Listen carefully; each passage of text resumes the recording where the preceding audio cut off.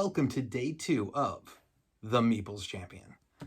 As I mentioned yesterday, we're going to be working on 365 straight days of brand new board games, trying to give you guys an idea as to what I like, games I think you should try to play, and giving you a little insight on everything that I like, the pieces that make up a game, that help make a game worth playing, owning, recommending.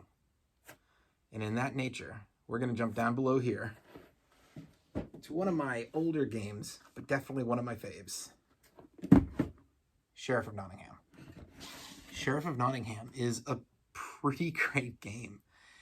It's more of a party game in a lot of people's eyes because it's not that long and it's a lot of anybody can play. I think that's great as an aspect of a party game. But what I like is that unlike most party games, this has theme just dripping through it. You can feel with the design of this game. I mean, unbelievable when it comes to these are fantastic pieces. They're not going to break on you. You know, having the characters that go around this board to represent that you're the sheriff. You know, money that it's not the best quality, but it's not bad. You know, it's cardboard. It's perfectly fine by me.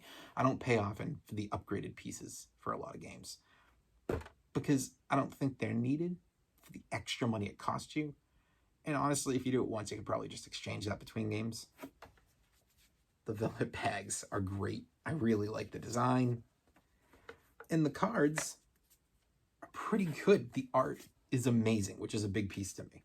You know, when you're playing a game like this, you want to know that when you're looking at these cards, it's not kids just drawing. It's not somebody who couldn't find a job elsewhere saying, oh, I'll just make a board game. You know, anybody will buy anything.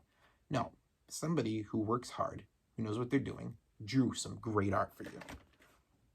So what is it about this game that to me makes it a worthwhile game? What makes the Sheriff of Nottingham a game that I think should be on everybody's table? First and foremost, it's fun. When you're playing with your friends, when you're playing with your family, you know, if you're a good liar, if you're a bad liar, if you're going to play, you know, being 100% truthful the whole way, if you're horrible at figuring out people's poker faces and when it's your turn to be the sheriff, you just have no idea what's going on.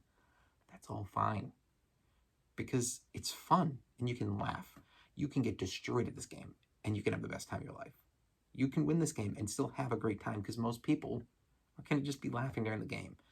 If you have somebody who's one of those players who gets really competitive to the point where they can't enjoy it if they lose, maybe this game isn't for them. Because the odds are they're not going to be able to really out-strategize a lot of people. There's a lot of luck that comes with this game.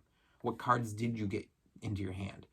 You know, how good is the player who's up against you? Did you do everything right and they still guessed that you were faking it and that they ended up catching you? You know, you might be a poker player. I so happen to play poker. I'm really good at bluffing. But just because you're good at bluffing doesn't mean that somebody else isn't good at not reading the way that you intend something and accidentally just checks because they go, well, I didn't check you last time, so I'll check you this time. What? Yeah.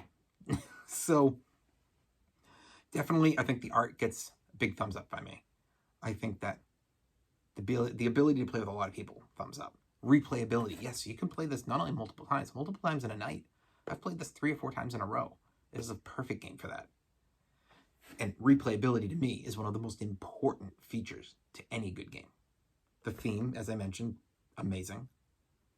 And then there's the question of how difficult is it? I think for a new player, this is not a difficult game to pick up. You know, you've got 3 stacks of cards in the middle.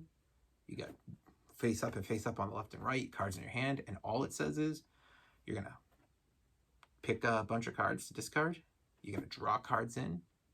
And then you're going to put cards into your bag, and you're going to say, hey, I put 3 apples. Does the sheriff believe me?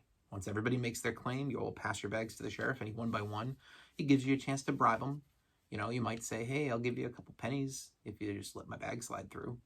And he might say, if you're willing to give me a couple pennies, I'm guessing that bag could be filled with something more than just 2 pennies worth of contraband. And he checks you. Or you're bluffing, and when he opens up that bag, he gets hit with having to pay because, oh no.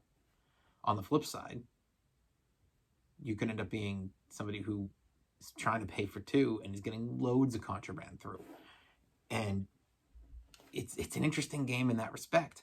So I think difficulty-wise, it's easy to teach, but it is hard to master in the regards of who are you playing with, because you're not playing the game. I think you're playing the player. And I think that's one of the best types of games to play. A game that says you don't have to be a genius to play this, but it's also not 100% luck.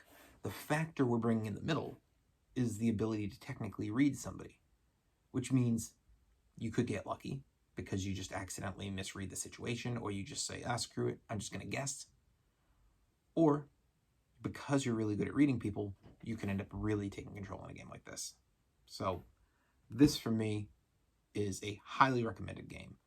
I think, unlike my last game where I said have other people buy it first, this game can be played with anyone. Pick it up for your collection. It's not too expensive. It's not hard to get a hold of. I know there's an updated version of it out now. I've got the original version, so if you see second edition, as far as I know, all the art and everything else looked really good. I have not had a chance to get into the box, but I definitely checked out pictures online. I'm fine with either way, just make sure you don't get ripped off. Make sure that you're paying attention to where you're buying it from, and that you don't get a copy that's being marked as 50 or 60 when this game is probably more of a $45 game. Check your sources. But big thumbs up by me, and I definitely think this is something that'll make everybody in the household happy. So give it a chance. As usual, this has been your Meeples champion, apparently knocking out. And check back in tomorrow, day 3.